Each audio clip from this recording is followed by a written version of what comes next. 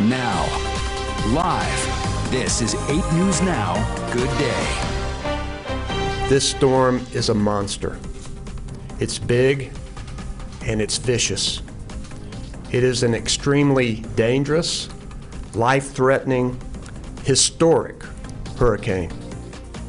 And Hurricane Florence is on the doorsteps of the Carolinas. It has weakened to a Category 2 storm. Thank you for joining us. I'm Kirsten Joyce. And I'm Patrick Walker. John has the day off. Officials are warning the coast could still see extreme storm surge and catastrophic flooding. Let's take a live look right now at the storm on the radar. That's on your right. To the left, a live look at Myrtle Beach, South Carolina. Overnight, the winds picked up with the threat of the storm hitting later on tonight. Brent Raymond joins us live from Wilmington, North Carolina, now with the latest on the storm. Brent.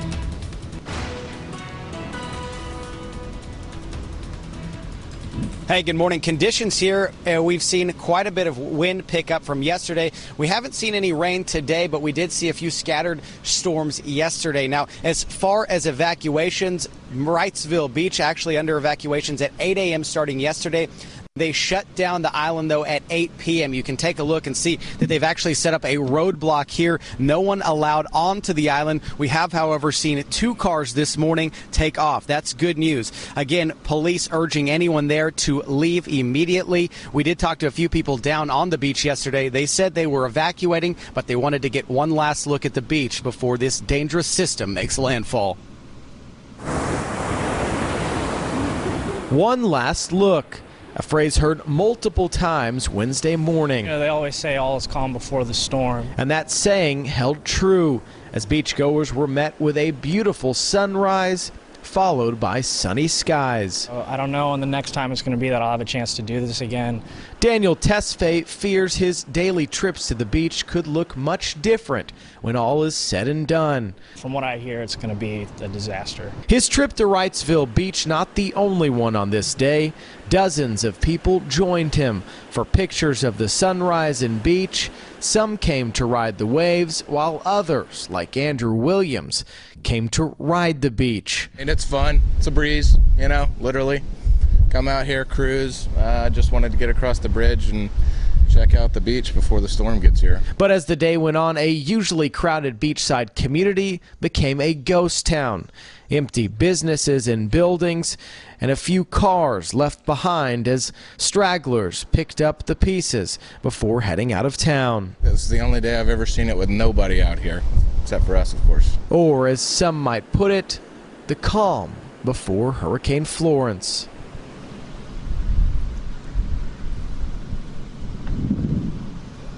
And certainly an eerie scene out here as this Wrightsville Beach area, a ghost town. We are in Wilmington, right across the beach. As I mentioned, no one allowed in. Police also telling me that they will continue to respond to emergency calls up until conditions get too dangerous. Guys, back to you. All right. Thank you very much. We appreciate that report. Brent Ramadna reporting for us.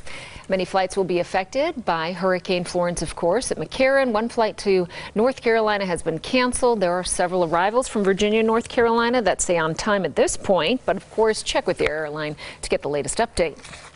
Gas prices will not increase, we're told, due to the hurricane. Supply continues to flow at normal levels now. Gas Buddy reports if prices do fluctuate in the coming days, it's because of the price of oil rising or falling.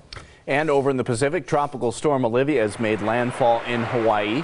Torrential rains in some areas has brought down trees, closed roads, and caused major power outages on Maui. More rain is expected through the end of the week, and we'll have the latest coverage on Hurricane Florence all morning long, and in our later newscast we also have our Ted Florendo in Oahu helping our sister station in Honolulu track Tropical Storm Olivia. He and our executive producer Tracy Wilson are doing some Facebook Lives, as you can see there, showing what it looks like there, and we'll be posting updates to LasVegasNow.com. All right, let's check in now with Sherry with a look at Hurricane Florence. Yeah, it is still a very big hurricane, and even though it has been downgraded to a Category 2, the problem is it's growing in size. So it is spreading out so massively that when it hits the coast, it's going to encompass a lot more coastline than it was originally expected to. So I take away the satellite, the cloud cover, and you can see the rainfall reach is now all the way up to the Delmarva Peninsula. So it is going to reach cities like Washington, D.C., almost up to New York, and all the way down to Charleston, South Carolina, when it makes landfall this evening, and is expected to do that right around Wilmington, North Carolina. So it's a Category 2, still has very destructive winds. The storm surge will still be over a story high, over 12 feet, still looking for feet of rain, so 24 plus inches of rain now still expected because there is high pressure to the north. It's called a Bermuda high, and that's going to block it for any northward motion. So it's just going to go straight into the coast and head actually west and southward a little bit, and that's what's just going to stall it out and continue to be a huge rainmaker inland. 25 inches of rain initially, but in the next couple of days as it sits there, those rainfall totals could add up to be almost 40 inches of rain. So that really hasn't changed. We are looking at hurricane warnings, as you can see, that are posted all up and down the Carolinas, and then hurricane watches and coastal flood advisories, various sundry watches and warnings all inland. For us, we've got fire weather warnings, and that's because of this wind and this system that's moving up into the Pacific Northwest has been generating a lot of dry southwest wind for us, and we'll keep those fire weather warnings in place until 9 o'clock tonight. So barbecue grills, cigarette butts, overheated cars, all of that. If a fire should break out, it would be really hard to get under control today. We're looking at temps in the 90s, right near normal, so enjoy that, and good sunshine. See if you're enjoying the early commute at 5:06. Good morning, Nate. Good morning, Sherry. Good morning to you. Project Neon did have I-15 southbound closed for several hours overnight. It actually reopened early. Southbound I-15 from Sahara to Spring Mountain is doing just fine. Thank you very much. But thanks to the hard-working crews for NDOT Project Neon putting in some overhead signage. It is back open. Even the ramp from the North 15 to the South 95 is back open. The rest of the freeway system looking good. So as serious as Hurricane Florence is and the potential for devastation, we do try to find as much humor as we can. A tweet from the Twitter account called Trey Deplorable. So you know how the shelves are empty when they have a run on water and stuff, but this tweet said, even with a hurricane coming, people would rather starve than eat vegan. Oh my. There's the tofu still sitting there. Patrick, Kirsten. Oh, thank you, Nate. It is 8 past the hour on this Thursday. Metro Police looking for 2 men in connection to a 7-year-old girl who was shot. This happened last night near Tropicana and Spencer. The 2 men got into an argument with the child's father. One of the men pulled out a gun and started shooting, and that little girl was shot in the back. She is expected to pull through. Anyone with information is urged to contact Crime Stoppers.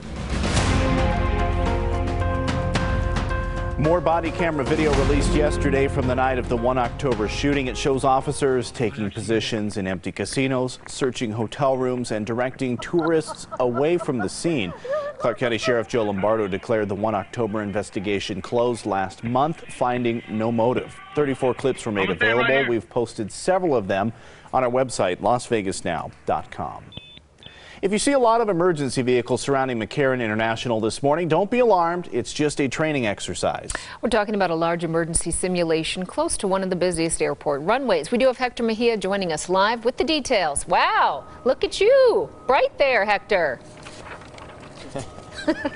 Right here. Good morning to you both. We are standing right next to that active runway, and the simulation this morning is preparing for the unfortunate event that could involve mass casualties at the airport. Hopefully it doesn't happen, but just in case it does, this is the training that will happen. We're previewing it this morning. It will involve this passenger jet you see here, a Boeing 737. It'll also involve pyrotechnics, and actors will actually play out the aftermath of a deadly incident here at McCarran International Airport. And we also have video from previous training exercises, this one from 2012. The FAA requires most U.S. airports to train once every 3 years. volunteers, and it's such a large-scale exercise that it takes more than a year to plan this thing out. And once it's said and done, local police and fire will then put their coordination to the test as they respond to actor victims laying out here on the ground, playing out wounded passengers or even personnel here from the airport on the ground here.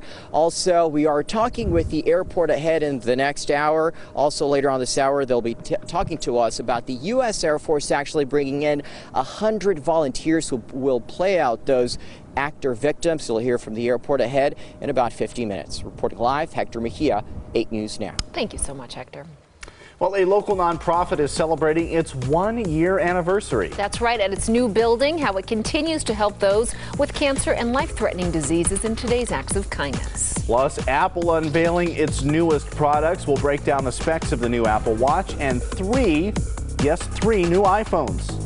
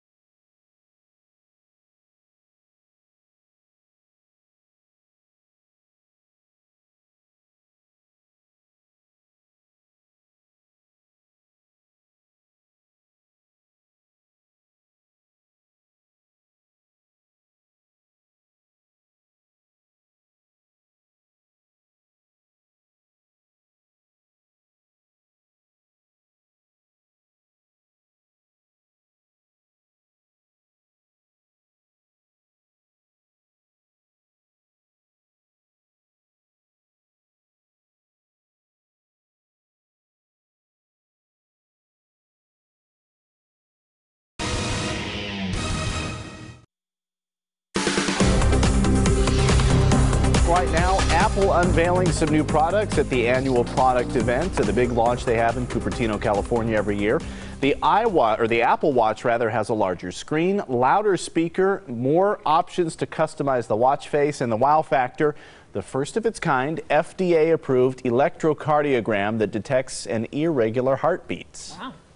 3 new iPhones were also unveiled. The iPhone XR, XS, and XS Max. The XS Max has a 6.5-inch screen costing $1,099. The XR sells for $749.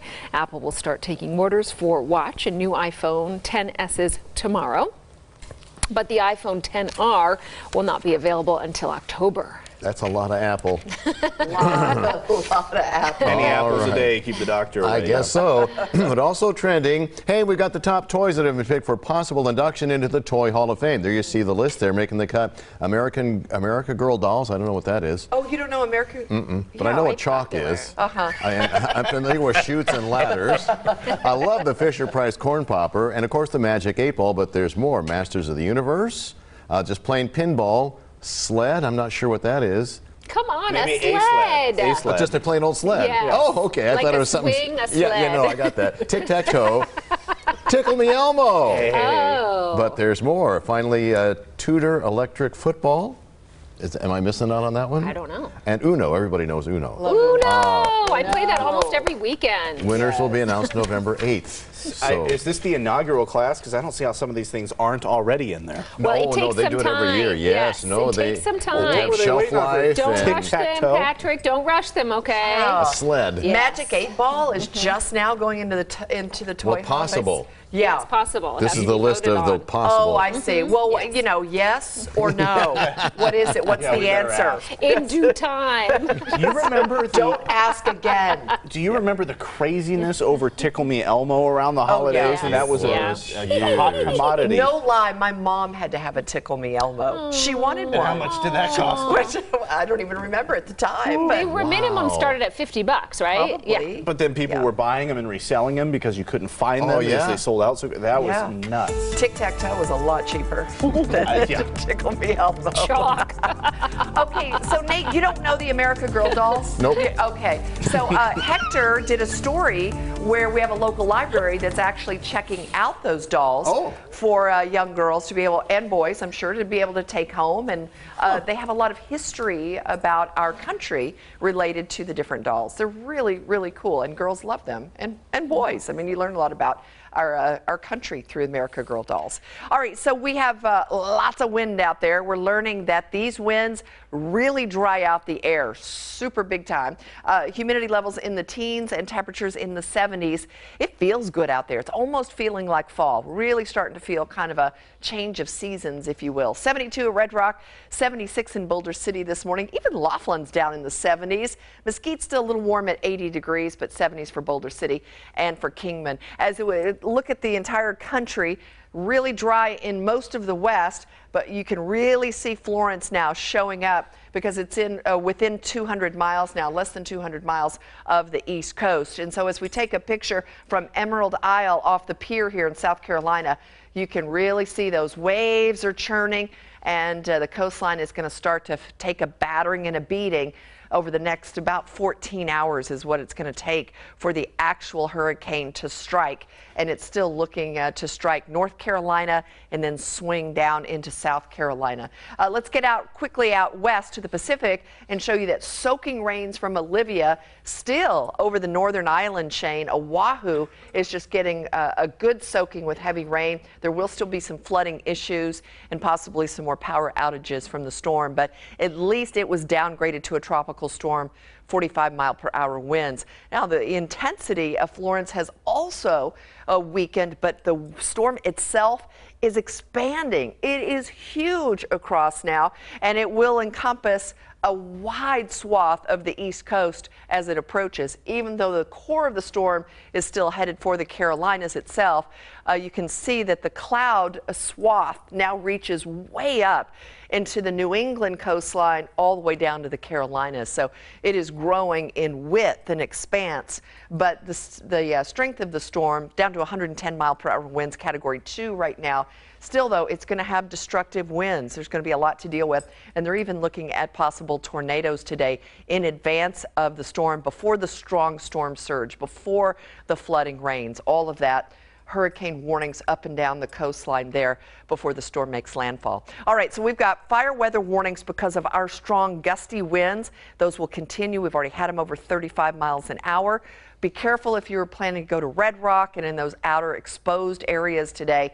You're going to be slapped around with those winds that'll stay pretty strong, increasing the fire danger because of the low humidity and the high winds. Enjoy the 90s. They'll be around for the rest of the work week. 100 degrees on Saturday and again on Tuesday. Nothing too excessive as far as the heat. All right, let's see what's in your way on the roads. It looks like everything's moving and grooving out there, Nate. Yeah, this is Project Neon. The overnight work is done, but there's still some construction crews there. A lot of bright lights from construction. Southbound I-15 there in the middle of your screen, bottom to the top. That is the southbound side. Northbounders coming out. This is the ramp from South 15 to the South 95 that goes into downtown Las Vegas. This is the ramp from the North 15 to the North 95 that takes you up towards Summerlin. All those lanes are open. Southbound I-15 from Sahara down to Spring Mountain was closed overnight. It is back open, so kudos to the Project Neon crews for finishing that work early. The ramp from the North 15 to the South 95 is also back open. So far, the freeways are looking pretty good at this hour. We'll try to keep it that way. Kirsten? Great. Thank you, Nate. It's been a little over a year since the Caring Place moved into its 16,000 square foot building in Henderson called the Britney Spears campus. We surprised one of the nonprofit's volunteers and cancer survivor, Jimmy Gentry, with our Acts of Kindness Award in January of this year. You guys all knew about that? Well, since that time, Jimmy continues to give back to the nonprofit that gives him so much. The Caring Place provides more than 45 programs and services to all families and children diagnosed with cancer and life-threatening disease, offers healing arts as well to adults touched by cancer, and all sorts of support programs, financial, emotional, and psychological. Jimmy helped plan the luau to celebrate the one-year anniversary. Being in the whole building with the Caring Place and Nevada Child Cancer Foundation together has brought so many more programs and people together, and it's just turned into, well, for me, a home away from home. Future is very bright thanks to the community, thanks to the continued donations and love of this community, and we're just going to continue to grow. Every one of our programs and services have come from families telling us what they need that didn't exist. If you would like to nominate someone for our series, head to LasVegasNow.com or send us a direct email, actsofkindness@LasVegasNow.com. 21 past the hour now. The FDA saying teenagers vaping has reached an epidemic level. We'll tell you what the organization wants to do in order to combat what it calls a crisis. And White Castle is introducing a new item on the menu, the Impossible Slider. We'll explain coming up.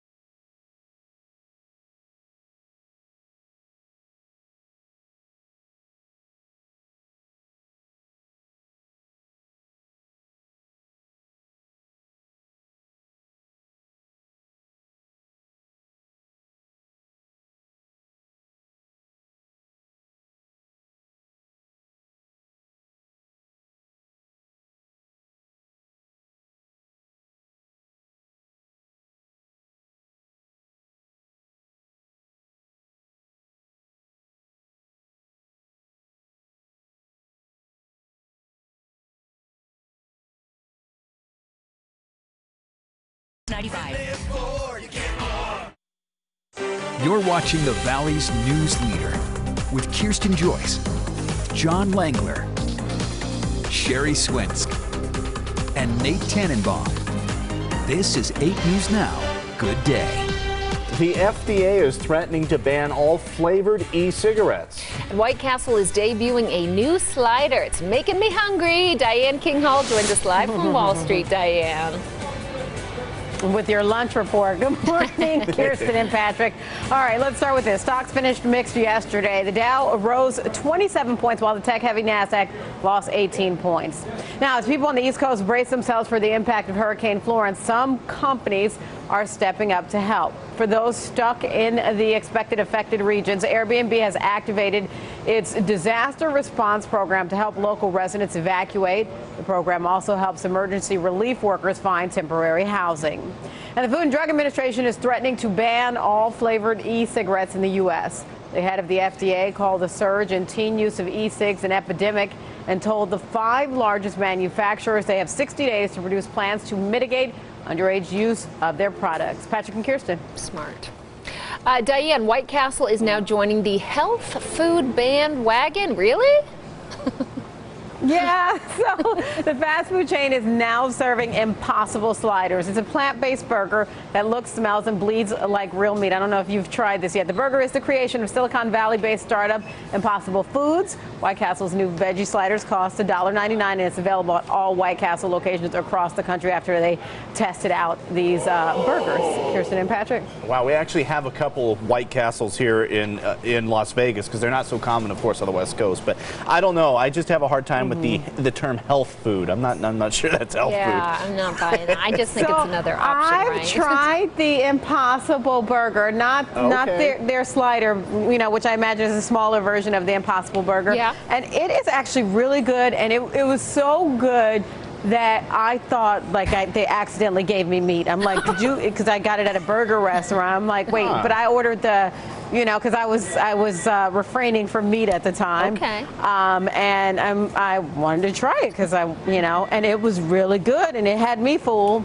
Had you fooled until you got back on the meat diet plan, right? No, I promise you it was good and it tasted like meat. Okay, all right, I will give it a try. Yep. All right, this segment brought to you by Impossible Burger. And thanks, Diane. Yes, indeed. Oh, man. Diane's so fun. All right, the Golden Knights gave a huge Vegas welcome to the newest member on the team. We're talking about Max Pacioretty. What made him decide to sign with the Knights after leaving the Montreal Canadiens? Welcome, Patch.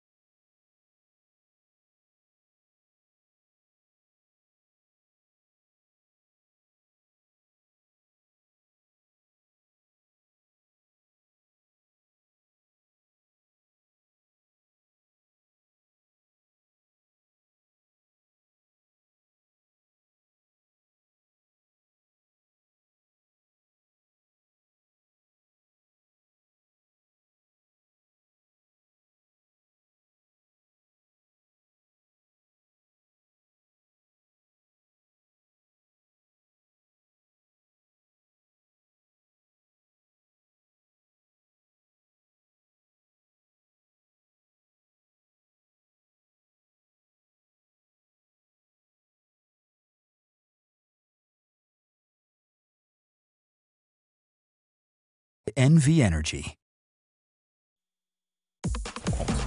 Now on Good Day, we continue our coverage of Hurricane Florence, the latest on the storm's track, as well as the new threat it now poses for other states. Plus, another student brings a gun to campus. The message Superintendent Jara is sending with parents, to parents when it comes to their child's safety. And Sherry says today will stay windy. It's all coming up in her Weather Now forecast. 8 News Now Good Day, the Valley's news leader, starts right now. Now, live, this is 8 News Now Good Day. I want to hammer that importance home. This is not going to be a glancing blow. This is not going to be a tropical storm. This is not going to be, one of those storms that hit and move out to sea. This is going to be, a Mike Tyson punch to the Carolina coast. Mike Tyson punch. Millions of residents are bracing for Hurricane Florence. It's expected to make landfall in the Carolinas later on tonight. Thanks for joining us. I'm Patrick Walker in for John. I'm Kirsten Joyce. The storm has weakened to a Category 2. This is a live look right now of Cape Fear, North Carolina. I'm going to show you that the wind has really picked up. Officials warning the coast could still see extreme storm surge and catastrophic flooding. Georgia's governor has declared a state of emergency after forecasters suggested the storm could actually head farther to the south than previously anticipated. Mola Lengi has the latest from Wrightsville Beach, North Carolina. Towns up and down the Carolina coast are almost completely deserted. Officials are warning the few who stayed behind of the dangers ahead. You put your life at risk by staying. Don't plan to leave once the winds and rain start. Forecasters predict the storm surge from Hurricane Florence could top 13 feet, enough to send water half a mile inland. Firefighters in Raleigh, North Carolina are going door to door, warning people who live in flood zones. If the wind's high enough, we're going to have our employees hunkered down safely. We're not going to have them out on the road. It's not safe for them to be out there. Today is the last chance for residents to get out of harm's way. Officials say when the storm is at its worst, first responders may not be able to help everyone get out of trouble. That's Myrtle, and I mean, we're right there, so we're going to get, I don't know if you just heard what he said, but he said catastrophic damage to life and property. Patrick Dunphy and Connor Zaya heeded the warnings. They left their South Carolina college and drove home to Massachusetts. If that thing hits Myrtle, it wouldn't even be like we're worried about getting back to school. It's going to be like, what are we going to get back to? Meteorologists say the storm's uncertain path has widened the threat to include parts of Georgia. It's also possible Florence hovers along the coastline, increasing the deadly storm surge. Mola Lengi, CBS News, Wrightsville Beach, North Carolina. Well, analysts say gas prices will not increase due to Hurricane Florence. Supply continues to flow out at normal levels. Gas Buddy reports if prices do fluctuate in the coming days, it's because of the price of oil either rising or falling. And many flights, of course, will be affected from Hurricane Florence. At McCarran Airport, one flight to Raleigh, North Carolina has been canceled. There are several arrivals from Virginia and North Carolina that say the flights are on time. Of course, as is always prudent during times like this, make sure to check with those airlines, especially if you're planning to fly or you're expecting a friend or a loved one, to get the latest update. In the Pacific, tropical storm Olivia made landfall in Hawaii. Torrential rains in some areas brought down trees, closed roads, caused some major power outages. More rain is expected through the end of the week.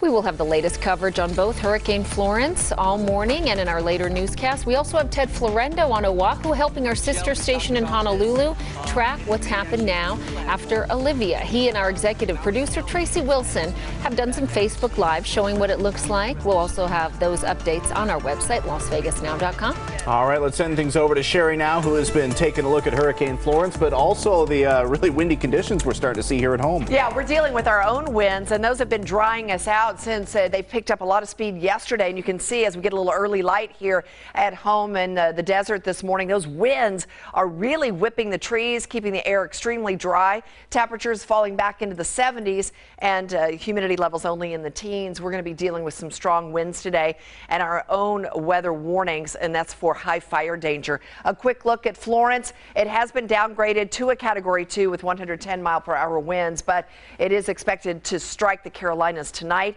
and it will be destructive with high storm surge and lots of flooding rainfall. And of course, we'll be following Florence as the progress of the storm hits tonight over the next several days with all of that terrible flooding rain that it's going to bring to the East Coast. We're also looking at those fire weather warnings for the entire state of Nevada today, including southern Nevada, where we'll continue to have 15 to 20, 25-mile-an-hour sustained winds and gusts 30 to 40 today. So that's just going to dry you out. Keep yourself really hydrated, drink lots of water. If you're a coffee drinker in the morning, like so many of us are, that caffeine's just going to dry you out even more. So water, take the big water bottle today. Highs in the very nice 90s with good sunshine. Let's get on the roads and check in on your commute. It is 5:36. Good morning, Nate. Good morning, Sherry. We have a very serious situation in the near southwest part of the valley. This is an overturned vehicle on Tropicana at Rainbow. So what you're looking at is westbound Tropicana from Rainbow. These are the folks trying to head eastbound. They are being blocked. A Metro car here. This is an overturned vehicle in the westbound lanes of Tropicana just west of Rainbow.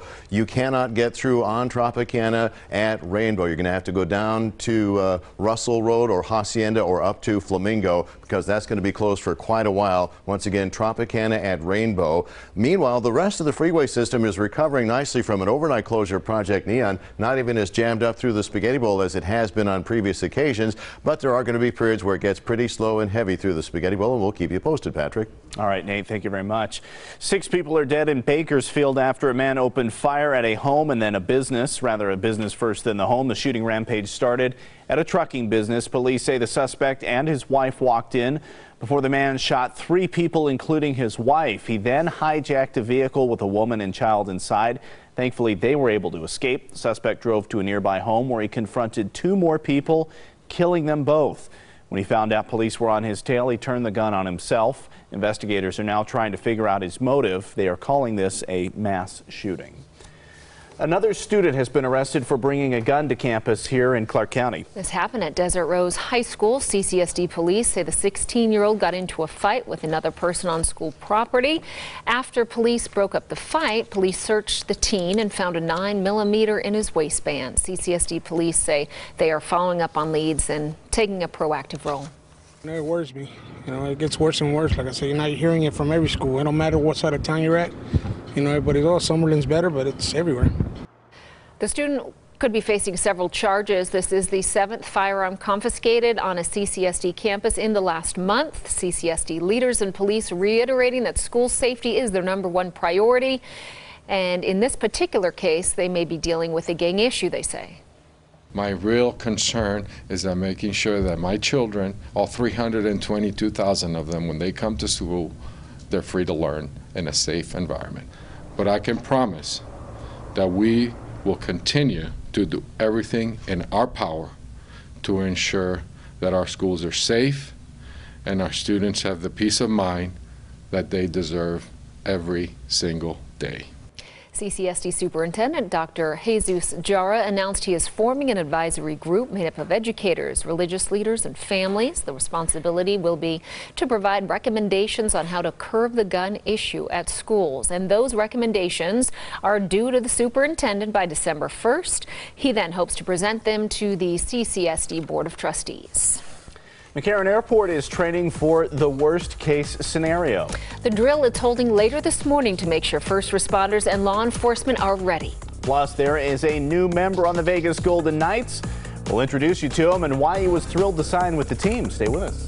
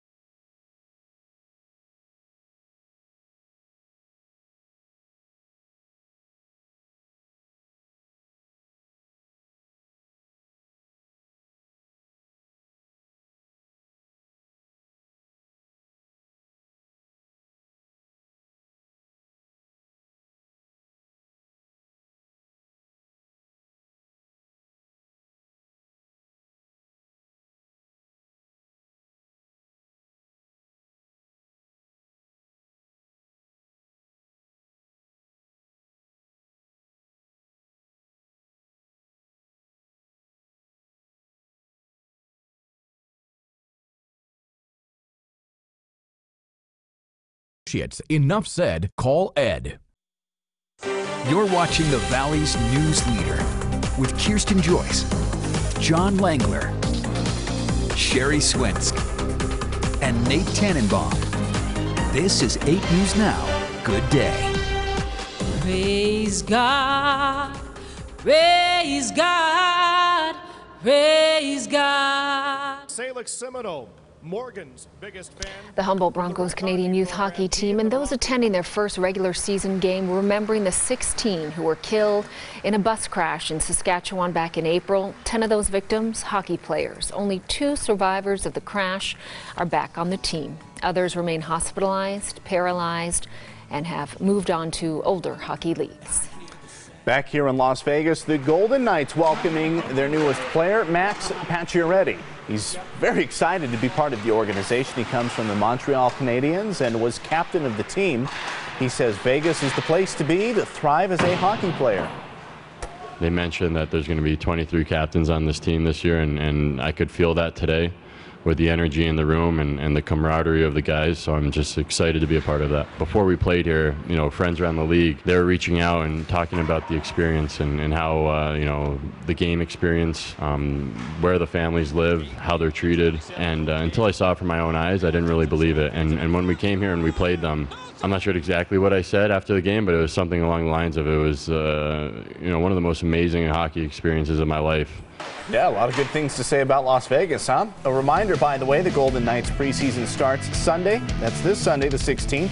They'll take on the Arizona Coyotes at T-Mobile Arena. The home opener is October 4th against the Philadelphia Flyers. That's exciting. Hockey this weekend. Already. I was thinking about that. Yeah. Sunday? Yes.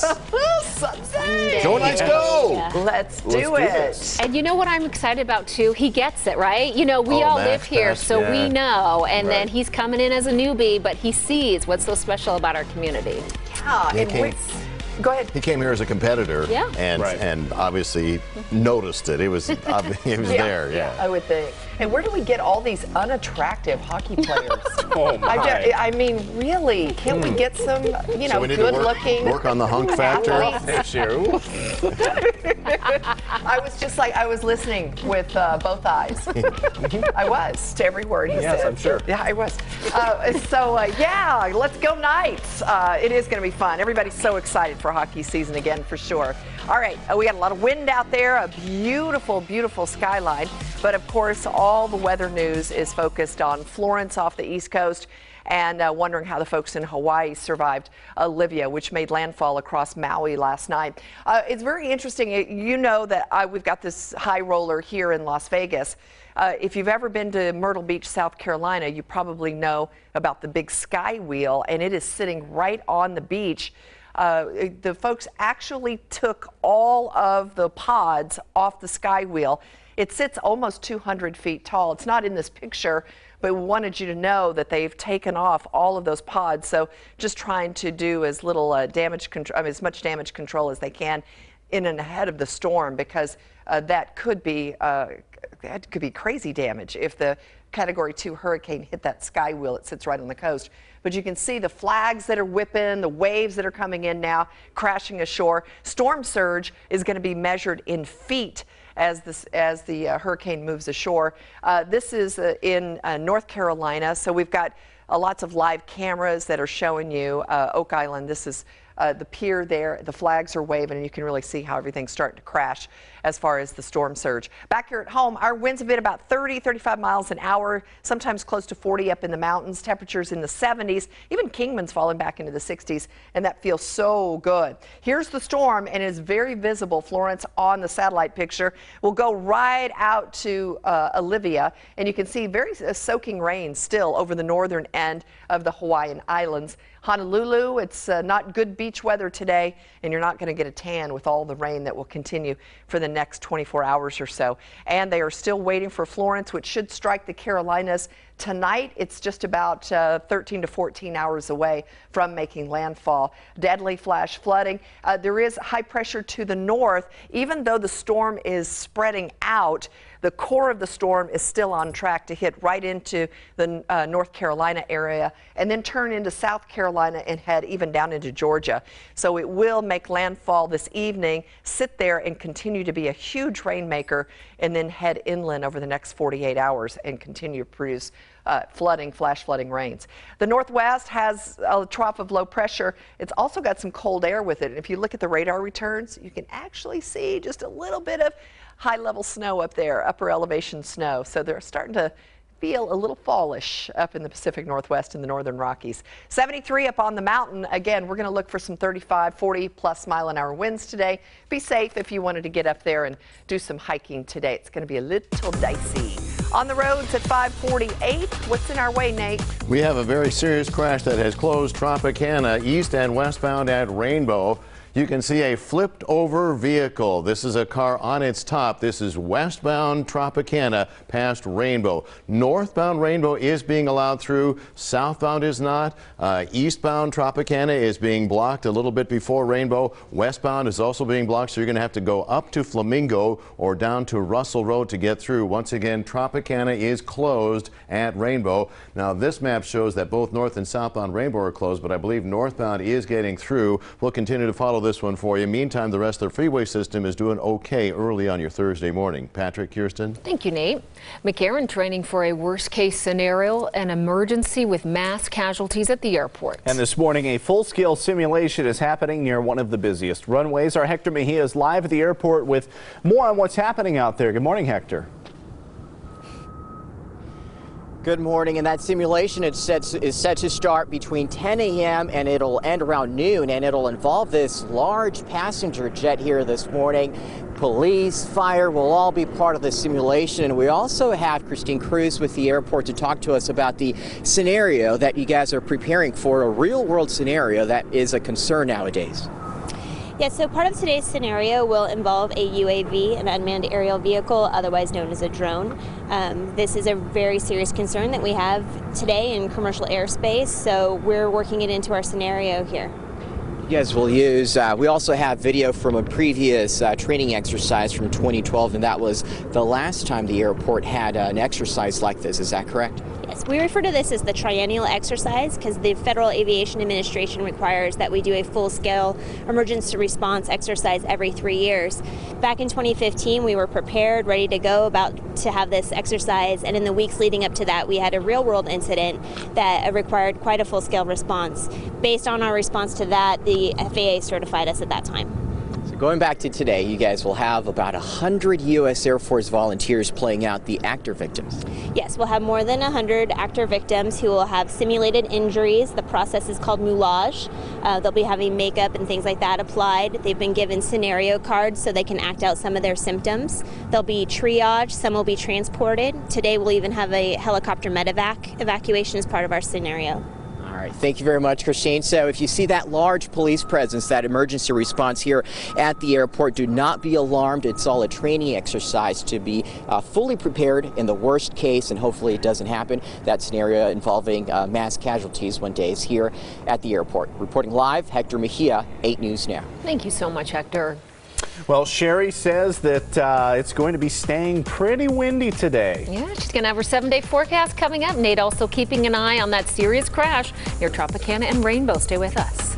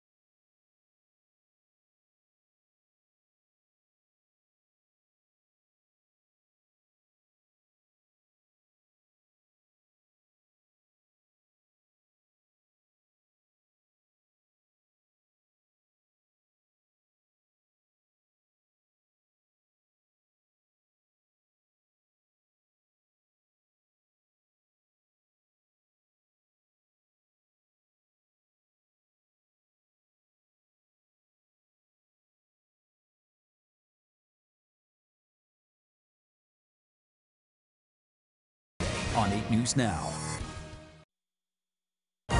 You're watching 8 News Now. Good day.